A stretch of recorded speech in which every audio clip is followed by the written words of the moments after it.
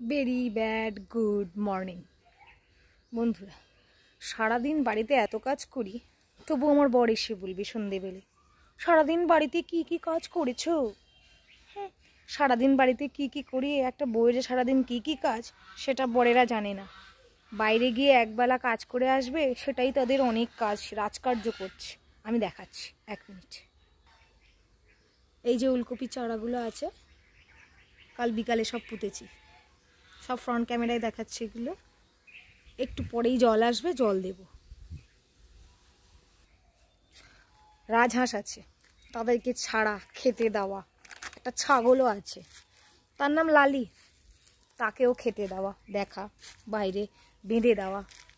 মুরগি আছে 2টো, একটা ছেড়ে দিরা আর একটা ডিমের পা দিচ্ছে, তাকে টাইমে টাইমে সামনে খাবার পরিবেশন করতে হয়।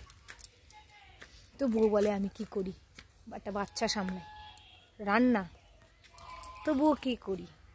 আমার বাড়ির বউরা সারাদিন বাড়িতে আমরা কি করি কি করি। পুচু পুচু, এই যে আমাদের পুচু,